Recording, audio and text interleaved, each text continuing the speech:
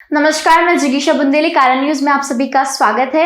आज हमारे स्टूडियो में मौजूद है ऋतु सिंह चौहान, जो कि एक मोटिवेशनल स्पीकर और रेकी मास्टर है। मैम, सबसे पहले तो आपका स्वागत है। Thank you to all for inviting me here. Thank you very much. I'm Ritu Singh Chauhan. I'm a counselor also. I'm a YouTuber, blogger, and I am a spiritual talker.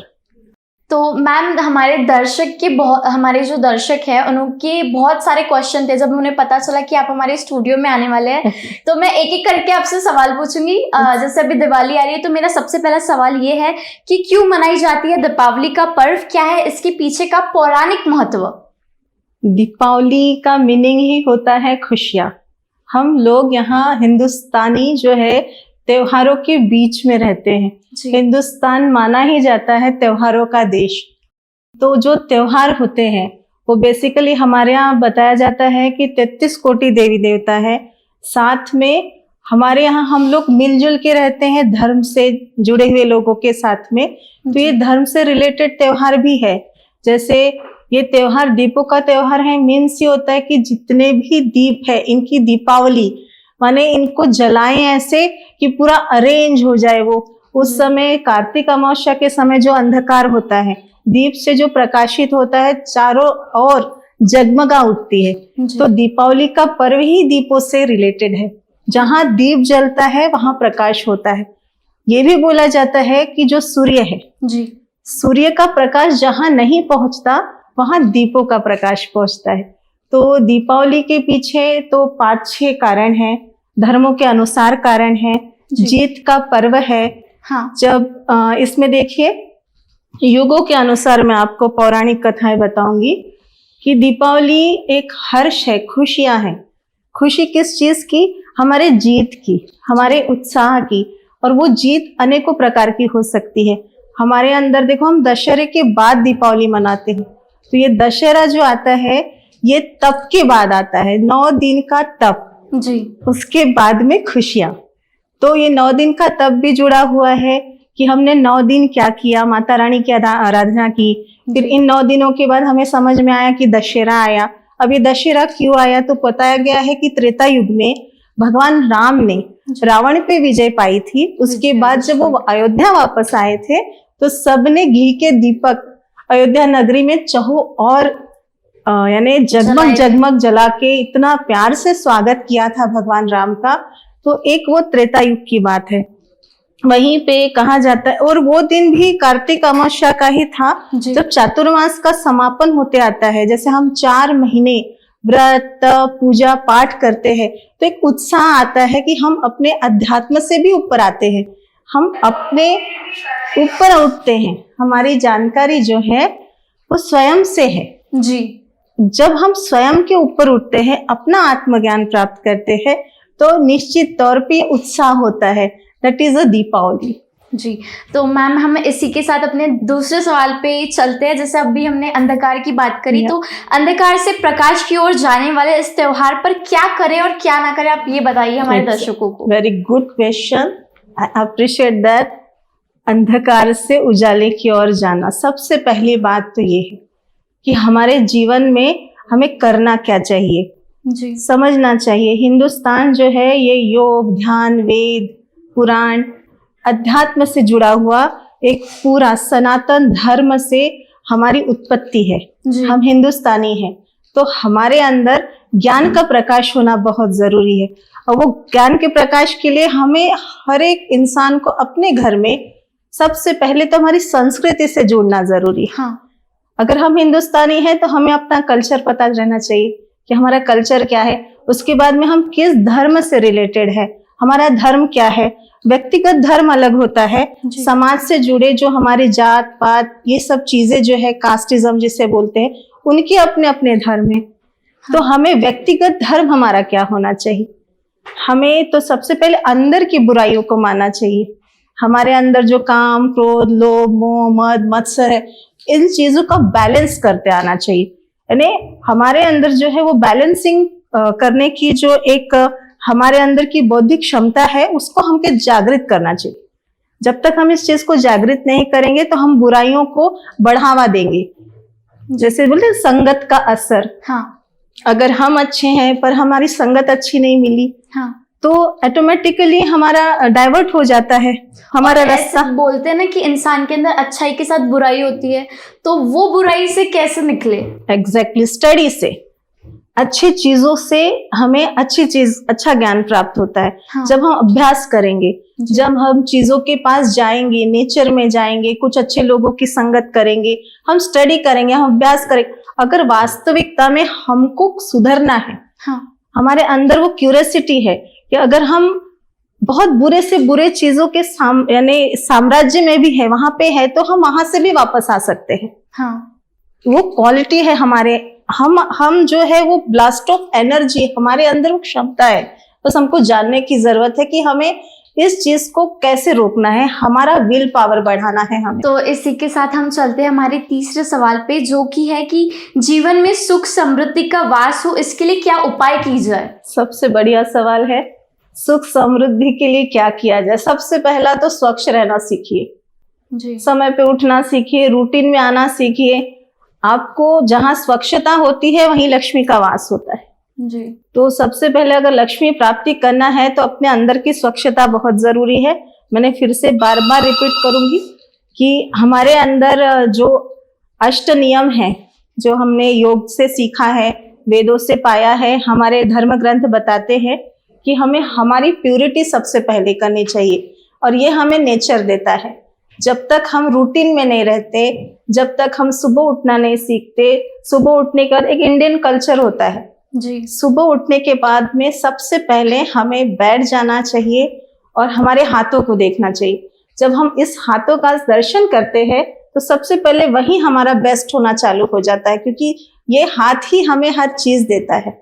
अच्छा भी यही हाथ करवाता है, बुरा भी यही हाथ करवाता है। तो माइंड से जी। हमारा जो माइंड है, कॉन्शियस माइंड, दो माइंड हमारे काम करते हैं। एक तो स्लीपिंग, जिसको हम अनकॉन्शियस माइंड बोलते हैं, उसको वर्कआउट अगर करवाना है तो तुम्हें तो अर्ली मॉर्निंग से जो आप इसमें अफर्मेशन डालते हो, तो वो अफर्मेशन आपको कंटिन्यूएशन में आपका अनकॉन्शियस माइंड रियली आपको सपोर्ट करता है।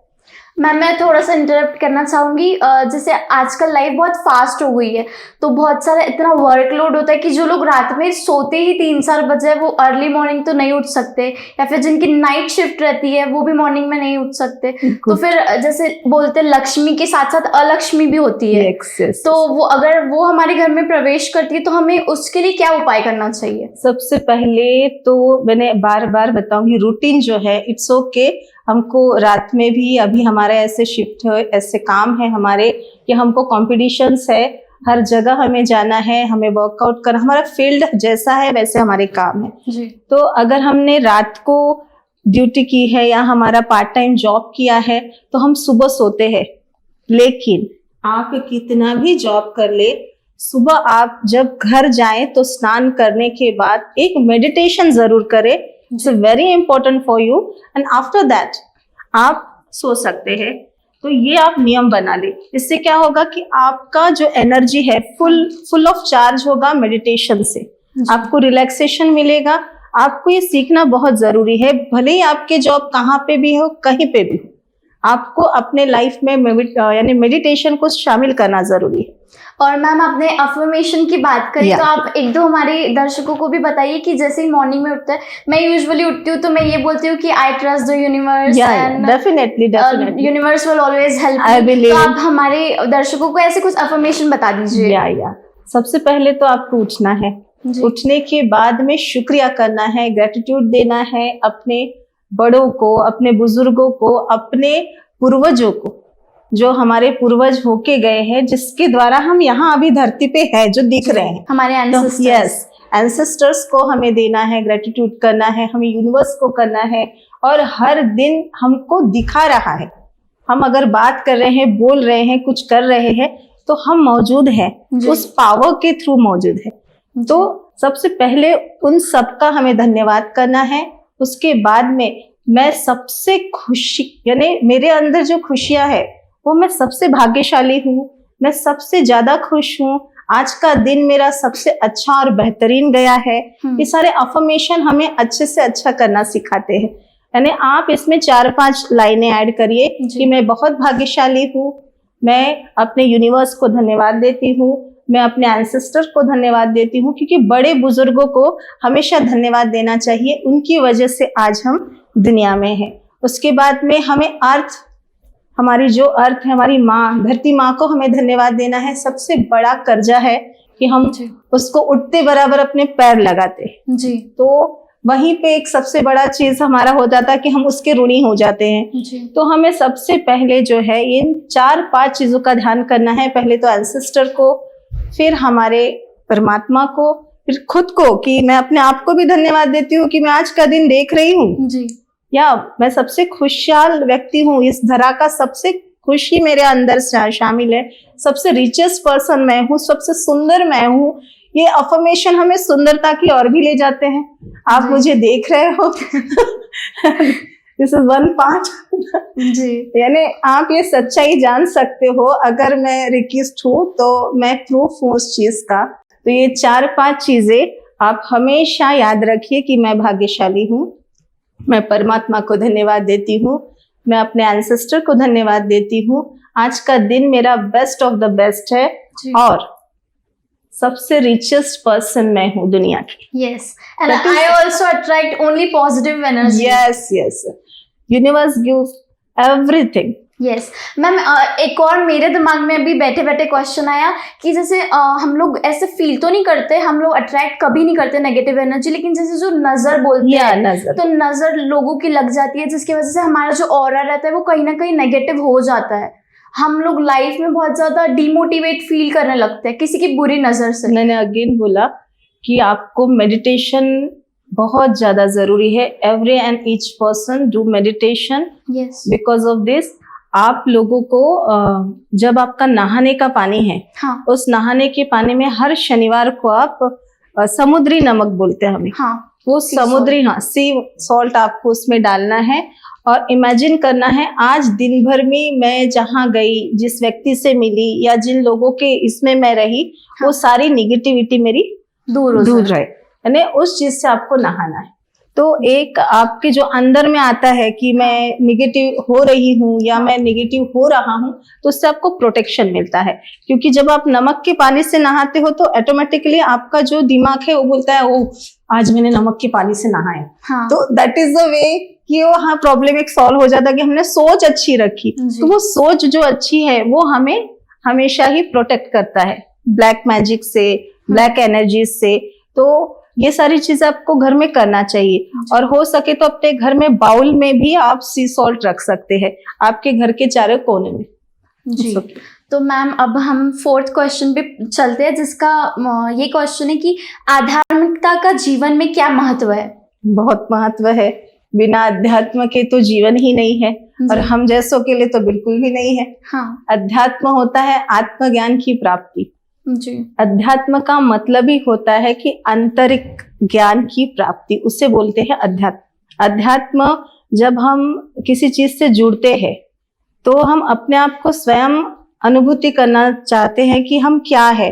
हमारा सबसे पहला क्वेश्चन होता है हु एम आई। यस। कभी कभी कोई भी व्यक्ति कि हम आए किस लिए हैं, या जो व्यक्ति का दिमाग जो होता है कन्वर्सेशन जो करते रहता है वो हमेशा ये सोचता है हु एम आई, हाँ, मैं कौन हूँ, मैं किस लिए हूँ, मैं कहाँ से आया हूँ, मुझे करना क्या है। कभी कभी निराश होकर व्यक्ति बहुत सोचता है, जी। वहां ये प्रश्न हमेशा आता है। तो अध्यात्म आपको बताता है कि आत्मा से परमात्मा का जो मिलन है वो खोज है। तुम एक परमात्मा के अंश हो, आप उस अंश से उत्पन्न हुए हो। तो आत्मज्ञान की प्राप्ति करना है, तुम्हें उस परमात्मा से फिर जाके मिलना है, उसका विलीन होना है उसमें, तो तुम्हें आत्मज्ञान जरूरी है। वहां से आपको अध्यात्म की शुरुआत होती है। जहां आपके प्रश्न शुरू होते हैं वही आंसर आपको मिलता है। जी। तो अभी हम चलते हैं लास्ट सवाल पे, जो है कि कई बार लाइफ में ये समझ नहीं आता है कि हम जो कर रहे हैं क्या वो सही है, या फिर समस्या आने पर हम क्या करें और क्या ना करें। सही है। बहुत सारी सिचुएशन आज की दौर पे यही है। साइकोलॉजिकली बहुत ही ज्यादा डिप्रेशन में लोग हैं, उनकी अपनी समस्याएं हैं, वो समस्या भी उनसे खुद क्रिएट हुई है। हाँ। उसे वो सॉल्व करना चाहते हैं पर उसी में वो फंस जाते हैं। एक मकड़ी का जाला सा हो जाता है, उस समस्याओं के बीच में वो निकल नहीं पाते हैं।